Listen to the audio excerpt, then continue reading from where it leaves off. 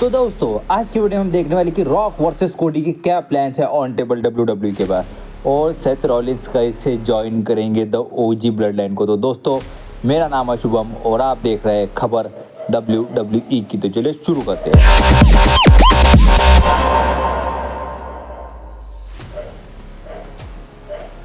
तो सबसे पहले खबर आ रही है कि एलेक्सा ब्लिस का WWE रिटर्न काफ़ी ज़्यादा नज़दीक है।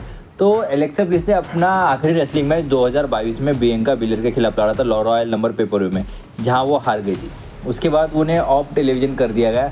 उसके बाद उन्होंने शादी की। उन्हें अब एक बेटी या बेटा या बेटी शायद, मुझे पक्का पता नहीं क्या है। और उसके बाद उस चीज़ को लगभग 2 साल होते हुए आ रहे हैं और अब वो पूरी तरह अपने रेसलिंग शेप में वापस आ गई है और वो कभी भी WWE में अपना रिटर्न कर सकती है। शायद वो रिटर्न दूसरी तीसरी जगह कोई नहीं, रॉयल नंबर पेपर में भी हो सकता है, जब वो वुमेंस रॉयल नंबर मैच में सरप्राइज एंट्रेंट के तौर पे वापस आएंगी। और वही जगह सबसे बेस्ट होगी मेरे ख्याल से, क्योंकि जिस तरह का पॉप फिर उन्हें मिलेगा, क्योंकि एक तो सरप्राइज मेंटेन रहेगा और रॉयल नंबर पेपर भी जाना जाता है सरप्राइज रिटर्न के लिए, और WWE ये करके सरप्राइज रिटर्न करने में कामयाब भी हो जाएगी एलेक्सा ब्लिस का। तो ठीक है, अब हमारी अगली खबर सामने आ रही कि केविन ओवेंस के बारे में। अगर आपको पता होगा कि केविन ओवेंस ने फिलहाल ही नया हील टर्न लिया है। उन्होंने सबसे पहले कोडी रोड्स पे अटैक किया था बैड ब्लड पे, उसके बाद रेंडी ऑर्टन पे अटैक किया था क्राउन जूल में, क्योंकि उन्होंने मैच लड़ना ही नहीं था, इसकी वजह से अटैक कर दिया। उनकर तो सिर्फ आपको अटैक, ऐसा उन्होंने बोला। और उसके बाद स्मैकडाउन के एपिसोड पे उन्होंने लगाया पाइल ड्राइवर रेंडी ऑर्टन को, कर दिया उन्हें इंजर्ड। और आप कहेंगे कि भाई ये सब तो हमको पता है, नया कुछ बता। तो नया चीज़ ये है कि वो अब सैमी ज़ेन पे भी पॉसिबली अटैक कर सकते हैं, क्योंकि ये सब वो लोग हैं जिन्हें ब्लड लाइन ने सताया था और अब ये सब लोग वापस ब्लड लाइन की तरफ गए। पहले कोडी रोड्स को ब्लड लाइन ने सताया था तो वो वापस रोमन रेंज की तरफ गए, उन्होंने रोमन रेंज के साथ एक मैच लड़ा। रेंडी ऑर्टन भी कोडी रोड्स के साथ थी, इसलिए भी उन्हें भी पड़ी, और सैमी ज़ेन का भी यही हाल है। और अब शायद ऐसा हो सकता है कि वॉर गेम पेपर व्यू के पहले सैमी ज़ेन के ऊपर अटैक कर दे केविन ओवेंस, और रोमन रेंज को अपने वॉर गेम मैच के लिए एक तो नया मेंबर ढूंढना पड़ जाए सैमी ज़ेन की जगह, या फिर उन्हें 4-on-5 की सिचुएशन का सामना करना पड़ सकता है। मुझे तो ऐसा लगता है, ठीक है। और अब हमारी अगली खबर सामने आ रही है कि कुछ लोगों ने अगर मंडे नाइट रॉ देखा होगा तो सेथ रॉलिंस ने कहा था कि मैं रोमन रेंज के साथ एक टीम में कभी नहीं लड़ूंगा, मैं उससे इतनी ज़्यादा नफरत करता हूँ। क्या सचमुच सेथ रॉलिंस रोमन रेंज से इतनी नफरत करते हैं? तो भाई ये दोनों के दोनों ही सुपरस्टार प्रोफेशनल है। अब दोनों कहाँ से बीच में आ गए, पहला सेथ रॉलिंस और दूसरा रोमन रेंज का, क्योंकि ये दोनों ही सुपरस्टार काफ़ी ज़्यादा प्रोफेशनल है। और कुछ दिनों पहले अगर आपने एक सेथ रॉलिंस का इंटरव्यू देखा होगा तो उन्होंने अपना कैरेक्टर ब्रेक करते हुए रोमन रेंज की काफ़ी ज़्यादा तारीफ की। उन्होंने कहा कि जिस तरह से रोमन रेंज ने कंपनी को कोविड के टाइम में खुद के कंधों पे उठा के चले आए, वो काफ़ी ज़्यादा प्रशंसनीय है। हमारा शायद ऑन स्क्रीन जो भी हो, हम ऑफ स्क्रीन काफ़ी अच्छे दोस्त हैं। शायद हम पहले जैसे मिल नहीं सकते क्योंकि हमारा ब्रांड अब अलग अलग है। रोमन रेंज स्मैकडाउन पे और मैं रॉ के एपिसोड्स पे हूँ, इसलिए इस वजह से हमारा सिर्फ ज़्यादातर मिलना पेपर व्यूज़ में ही होता है। लेकिन रोमन रेंज और सेथ रॉलिंस के बीच में कोई बैड ब्लड नहीं, ये मैं आपको कंफर्म बता सकता हूँ, ठीक है। अब हमारी अगली खबर सामने आ रही है कि अंकल हॉन्डी को शायद वाइट 6 से निकाला जा सकता है। शायद उनके पिछवाड़े पे लात पड़ सकती है और उनको बोला जा सकता है कि भाग, ऐसे भोसड़ी चा भागी तुम, ऐसे बोला जा सकता है अंकल हॉन्डी को। तो किसकी तरफ से बोला जा सकता है? तो एलेक्सा ब्लिस, जैसे मैं आपको पहले बताया कि एलेक्सा ब्लिस पूरी तरह रिटर्न करने के लिए तैयार है। वो रिटर्न करके शायद पूरी तरह टेक ओवर कर ले वाइट 6 को और उन्हें अंकल हॉन्डी को निकाल दे। ऐसा क्यों? क्योंकि जब मैंने आपको बताया था 2022 में जब वो बियंका बेलर के खिलाफ टाइटल का मैच हारी थी, रॉ वुमेन चैंपियनशिप के लिए शायद वो मैच था, और तब वो हारी थी। तो अंकल हॉन्डी ने उन्हें काफ़ी ज़्यादा ट्रोल किया था ट्विटर पे या एक्स पे, जो कह सकते हैं। और उसके बाद उस चीज़ का बदला लेने एलेक्सा ब्लिस पूरी तरह कंट्रोल पा सकती है वाइट 6 पे, और वो बन सकती है वाइट 6 की नई लीडर। अभी तो फिलहाल ये स्पेकुलेशन या थोड़ा सा अंदाज़ा ही लगाया जा रहा है WWE के ऑब्जर्वर्स की तरफ से, ऐसा भी हो सकता है। और फिर उसके बाद अंकल हॉन्डी अकेले चले जैसे पूरे वाइट चले थे, ठीक है। मैं आपको अब अगली खबर देने जा रहा हूँ कि ये काफ़ी ज़्यादा इंपॉर्टेंट है। अगर आपको पता होगा तो WWE ने new women's United state championship को अनाउंस कर दिया है।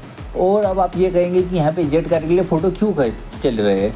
तो WWE के यानी दिमाग में 2 सुपरस्टार का नाम है कि कौन से 2 सुपरस्टार यूनाइटेड स्टेट चैंपियनशिप जीते, वो भी वुमेंस वाली। तो सबसे पहला सुपरस्टार आता है शार्लेट फ्लेयर और दूसरा सुपरस्टार आता है जेड कारगिल। ऐसा क्यों? क्योंकि शार्लेट फ्लेयर तो WWE की पोस्टर गर्ल ही है, क्योंकि वो रिक फ्लेयर की बेटी है। तो नेपो किड भी कह सकते हैं उसे। नेपो किड की वजह से उन्हें काफ़ी ज़्यादा मौके मिलते हैं। वो इस तरह की रेसलर भी है, रेसलिंग भी अच्छी करती है और जिस तरह के उनके प्रोमो स्किल्स है वो भी काफ़ी मुझे अच्छे लगते हैं। लेकिन जिस तरह की सुपरस्टार जेड कारगिल जिस तरह की पावर वो लेके आती है, मुझे तो लगता है कि WWE को जेड कारगिल को ही न्यू यूनाइटेड स्टेट चैंपियन बनाना चाहिए, वो भी वुमेंस का। अगर आपने उन्हें AEW में फॉलो किया होगा तो उन्होंने काफ़ी ज़्यादा डोमिनेटिंग रन दिया था TBS चैंपियनशिप के लिए, शायद TBS चैंपियन ही थी जेड कारगिल वहाँ पे, ठीक है।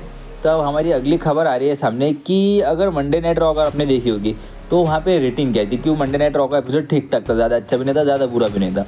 अगर मैं आपको पिछले हफ्ते की रेटिंग बताऊँ तो वो थी 1.564 मिलियन व्यूअर्स और इस हफ्ते की मेरी रेटिंग है 1.4630 मिलियन व्यूअर्स, यानी ये 0.49%, यानी 0.49%, ज़्यादा कुछ डाउनफॉल नहीं है लेकिन डाउनफॉल है, 0.49% डाउन आ चुकी है। क्यों? क्योंकि शो पे कोई बड़े स्टार्स नहीं थे, जैसे कि ड्रू मैकिंटायर हो गए, उसके बाद CM पंग हो गए। ड्रू मैकिंटायर काफ़ी दिनों से नहीं आ रहे वैसे भी, और शो पे WWE ने ज़्यादा कुछ स्टोरी लाइन प्रोग्रेस किया नहीं। मुझे तो 1-2 मैच फिलर भी लगे, मुझे सिर्फ गुंथर का सेगमेंट अच्छा लगा उस शो पे, ठीक है। तो अब हमारी अगली खबर सामने आ रही है द रॉक के बारे में। अगर आपको पता होगा तो पिछले साल के रेसलमेनिया में रॉक ने कोडी रोड्स को हराया था और कोडी रोड्स ने रोमन रेंस को हरा के अनडिस्प्यूटेड WWE चैंपियनशिप पे अपने हाथ साफ किए थे। उसके बाद WWE के पास ये प्लान है ऑन टेबल पिछले साल के रेसलमेनिया से कि द रॉक ही वो बंदे होंगे जो कोडी रोड्स को हरा के कोडी रोड से चैंपियनशिप जीतेंगे और फिर वापस कोडी रोड रॉक को हरा के चैंपियनशिप जीतेंगे। क्यों? क्योंकि कोडी रोड्स को 2 बार रॉक हरा चुके हैं और रॉक कोडी रोड से हारेंगे क्योंकि रॉक एक तो फुल टाइम रेसलर नहीं है और उनका रिटायरमेंट एज का भी काफ़ी ज़्यादा नज़दीक आ चुका है और रॉक से कोडी रोड्स काफ़ी ज़्यादा मुश्किल के बाद अपनी चैंपियनशिप जीत पाएंगे और फिर एक बार अनडिस्प्यूटेड चैंपियन बनेगा, ऐसा प्लान है WWE का। लेकिन ये प्लान में रोमन रेंस बीच में आते हैं। क्यों?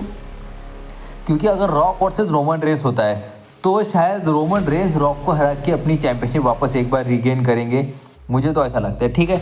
और अब एक मेन खबर, आपको पता होगा तो NXT के शो पे रिया रिप्ली के ऊपर अटैक किया था लिव मॉर्गन और रकेल रॉड्रिगेज ने और तब से रिया रिप्ली बाहर है इंजरी के कारण। और अब ऐसे प्लान सामने आ रहे हैं, ऐसी खबरें सामने आ रही है कि रिया रिप्ली रिटर्न करने के लिए तैयार है क्योंकि वो स्टोरी लाइन अटैक था और उनकी जो पॉसिबल रियल लाइफ इंजरी थी वो भी अब लगभग ठीक हो चुकी है और रिया रिप्ली मंडे नाइट रॉ के एपिसोड पर रिटर्न कर सकती है वॉर गेम्स के पहले और वो अटैक कर सकती है लिव मॉर्गन और रकेल रॉड्रिगेज के ऊपर और वो फेस मास्क पहन के आ सकते हैं जो फेस को प्रोटेक्ट करने के लिए लगाते हैं WWE रेसलर जब उनके फेस पे डैमेज आता है, शायद वो नाक वगैरह की वजह ऊपर लगाते हैं, वो ही हो सकता है वैसा कुछ।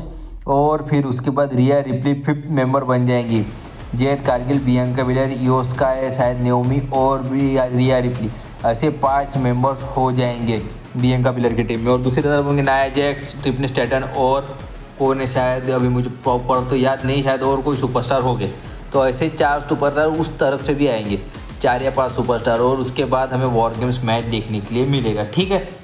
और अब हमारी खबर सामने आ रही है कि how Seth Rollins join the OG blood line, यानी OG ब्लड लाइन को सेथ रॉलिंस कैसे ज्वाइन करेंगे। तो इसके कुछ स्पेकुलेशन सामने रखे, आप कहते हैं स्पेकुलेशन क्या हम कर सकते हैं, अटकल या फिर अंदाजे। तो अंदाज ऐसा है कि अगले हफ्ते के रॉ के एपिसोड पे हमें देखने के लिए मिलेगा Bronson read versus Seth Rollins का मैच और ये मैच में इंटरफेयर होगा द OG ब्लड लाइन के वर्सेस कौन है OG ब्लड लाइन के खिलाफ, कौन है, शायद सोलो सिको की ब्लड लाइन है, सोलो सिको की ब्लड लाइन ये मैच को कॉस्ट कराएंगे सेथ रॉलिंस को। फिर उसके बाद पड़ेगा सेथ रॉलिंस के ऊपर सुनामी और सेथ रॉलिंस को हरा देंगे ब्रॉन्सन रीड और ब्रॉन्सन रीड खड़े होकर कहेंगे सोलो सिको से कि भाई मैं तेरा 5वां मेंबर बनूंगा अपना सर्वाइवल सीरीज वॉर गेम के लिए। और उसके बाद सेथ रॉलिंस स्मैकडाउन के शो पे जाएंगे, अटैक करेंगे अपनी OG ब्लड लाइन के साथ मिलके न्यू ब्लड लाइन के ऊपर और वो 5th मेंबर बनेंगे इस तरह तो OG ब्लड लाइन के, मुझे तो ऐसा ही लगता है, ठीक है। और अब हमारी खबर सामने आ रही है कि रूसेफ के बारे में, या हम उन्हें फिलहाल के वक्त में कह सकते हैं मीरो, क्योंकि जब एक बार WWE ने रूसेफ को रिलीज़ कर दिया था तो उन्होंने उनका रियल लाइफ फ्लेम जो मीरो था उसको यूज़ करके AEW में रेसलिंग की थी।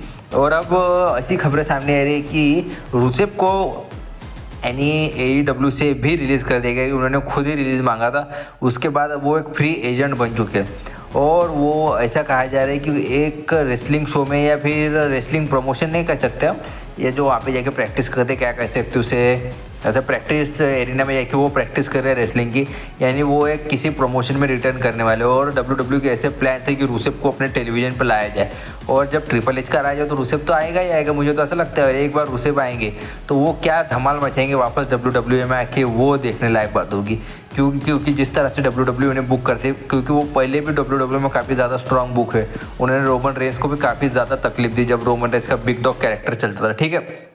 और एक बोनस अपडेट, अगर आपको पता होगा तो जॉन सीना ने अनाउंस किया कि वो रिटायरमेंट ले लेंगे 2025 में। और कल WWE ने अपने टेलीविज़न या अपने इंस्टाग्राम, अपने एक्स, अपने जो उनके चैनल है और सोशल मीडिया पे सबके ऊपर एक जॉन सीना का वीडियो डाला। जॉन सीना ने कहा कि भाई मैं रिटायरमेंट मैच यानी रिटायरमेंट ईयर मेरा शुरू होता है 2025 से, और उसमें का पहला इवेंट होगा रॉयल नंबर पेपर व्यू। मैं 1 फरवरी को इंडियाना पुलिस में रिटर्न करूँगा रॉयल नंबर मैच में, और रॉयल नंबर पेपर व्यू में रॉयल नंबर मैच जीतूंगा भी, ऐसा जॉन सीना ने कहा। यानी इसका मतलब सीधा सीधा WWE ने रॉयल नंबर पेपर व्यू का हाइप करने की कोशिश की। और रॉयल नंबर पेपर व्यू के लिए जॉन सीना ने कहा कि भाई मैंने नीचे लिंक दे दिए, तो जाके वहाँ से टिकट बुक कर लो। अगर मेरे को देखना है तो टिकट तो बुक करना ही पड़ेगा। और एक बार रॉयल नंबर पेपर व्यू हो गया कि आपको हमारे चैनल पर वीडियो तो मिल ही जाएगा। तो दोस्तों वीडियो अपना यही तक था। अगर वीडियो अच्छा लगा तो ज़रूर लाइक मारना, और वीडियो बनाए होंगे तो सब्सक्राइब मार दो यार, नए हो तो।